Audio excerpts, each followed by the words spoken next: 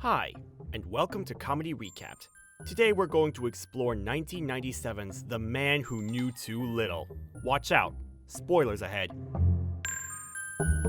We watch while nesting dolls are opened one by a scientist who later fits the biggest doll with an explosive that has a timer set for 5 hours until it goes off. Meanwhile, a cheerful American man named Wallace approaches the customs desk at an airport. He informs the officer that he's here to surprise his brother, James. The more the clerk asks him, the more detailed his answers get. Finally, the clerk sends him on his way. Meanwhile, across town, Des and Otto are putting on a performance for a man named Johnny in what seems to be an interactive theatrical performance in which regular people sign up to act in a murder story. Next, we're in a cozy house where James says good morning to his wife, Barbara. When James sees Wallace, he can't believe his eyes. After some introductions, Wallace tells James that he's there for his birthday, but James remembers that he has a very important business dinner that night. So they decide to get rid of Wallace for a night. After going over the type of things that Wallace likes, Barbara finds out that he's actually a failed actor who always dreamed of making it big.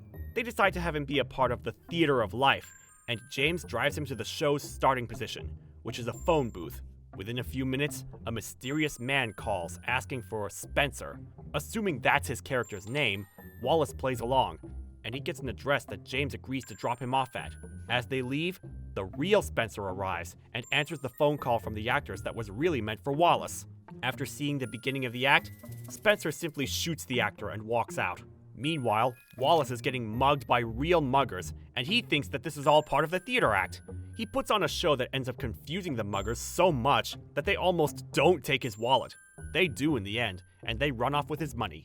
Next, Wallace goes inside to continue his scene, and he ends up acting like Spencer for a beautiful woman named Lori.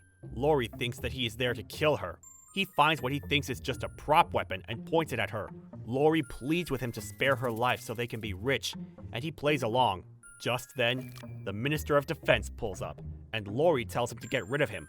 Wallace goes to play hardball with Gilbert, but he can't really come up with much of anything to use as blackmail. While Wallace tries to act out the scene, he ends up shooting the phone and scaring the minister off. He's amazed at how real the gun effects are, but suddenly, he catches Lori trying to sneak out the back. She tricks him into keeping watch out front, but while she goes to retrieve something hidden in the vent, the real Spencer attacks her from the back door. Lori calls for Wallace to help her. Once Lori is free from Spencer's grip, she escapes with Wallace in her car. Elsewhere, Sir Roger gets information that Wallace kept the minister from retrieving the secret documents, but they think that it's really Spencer this whole time. Sir Roger knows that they only have just over 3 hours before the bomb goes off, and he calls the scientist. He finds out that the agent Boris has been activated from deep cover, and they'll use him to flush out Wallace. At a banquet that is being prepared for the royalty of England, we see that the nesting doll has been placed at the centerpiece of the table, and Boris the Butcher has been activated. Then, Wallace and Lori show up at James's house, and he tells them that they just need a place to lay low. When he goes into details about the scene, he ends up offending Lori, and they end up leaving again. While in the car, she explains that she's sensitive about some of the things he said. They go back to the minister's house to find the letters, but what they don't know is that Boris is there, looking for the letters too. When they turn on the light, Wallace finds Spencer. After Lori goes to the bathroom, Wallace finds the radio that Spencer was using, and he radios back to Sir Roger. By mistake, he manages to guess every detail of their plan to blow up the ambassadors, but he's just talking about cigars with his brother.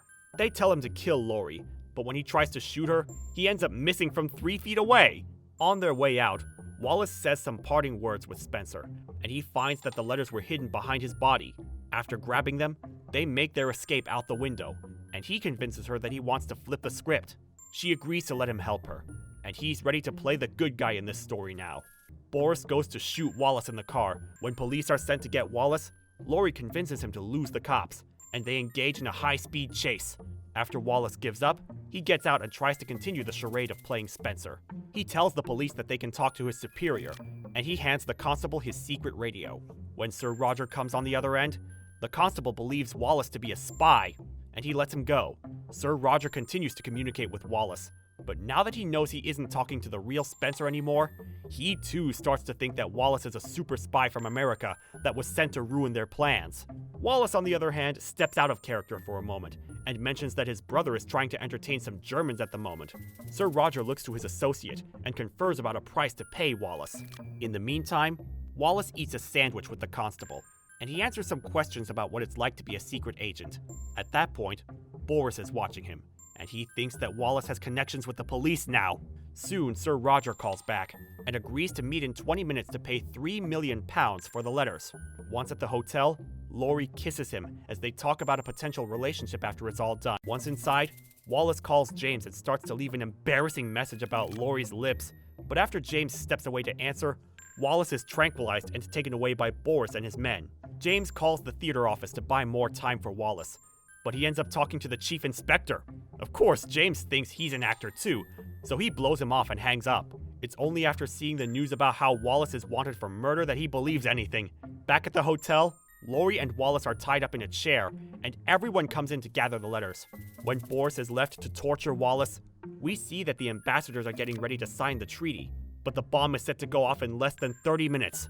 Back in the room, they inject Wallace with truth serum, and they ask him all sorts of questions. When he tells them that he works for Blockbuster, they just assume that he's been trained really well. They give him the antidote, and Boris goes to get a torturer. During some classic hijinks, Wallace manages to knock out the guards and free himself and Laurie. Laurie tries to convince Wallace to climb out on the ledge with her, but he thinks it's too late to rewrite the script. He's still caught up on the exchange being part of the script, so she goes on her own. After she leaves, Wallace climbs out and gets stuck on the ledge, and James shows up. When he spots Wallace, he runs inside, but the guards are waking up. After they go downstairs to shoot him down, he manages to make his way into the next room. Wallace manages to slip by the guards into the ballroom, where they are holding the big event. But Boris is right on his tail. Wallace gets pulled into a performance for the ambassadors and has a great time with it. There comes a point where Wallace is the only one without a nesting doll, and he just so happens to grab the one with the bomb in it from the table. Meanwhile, Laurie overhears Boris getting an order to come in with a dart gun, and she goes to help out in her own way. Wallace continues to give the performance of a lifetime, and everyone involved starts to think they should clear out of the hotel while they still can. Wallace passes the doll around, and no one can tell which one is the bomb anymore! Elsewhere in the hotel, James is getting tortured by the torturer, but Sir Roger sends his associate to stop her and retrieve him. We then see Boris take aim with a dart gun, and with 2 seconds left on the timer, Wallace accidentally stops the dart with a nesting doll, which disables the bomb. Soon, James is brought out, and Sir Roger watches as the ambassadors sign the treaty. Their plan failed. Suddenly, Boris appears out of nowhere, and he pays his respects to Wallace for being the best.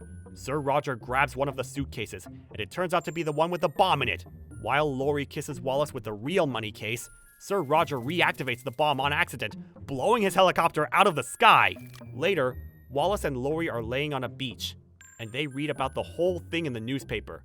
He ends up getting tested for the Secret Service, and he passes with flying colors. On accident, of course. The film ends with Wallace having the 2 men pretend to be cats, unaware that they are, in fact, real agents. This is the perfect movie for any Bill Murray fan, and it showcases the natural talent that he brings to the screen. If you've enjoyed this recap, then don't forget to like and subscribe to the channel with notifications turned on. That way, you won't miss a single video.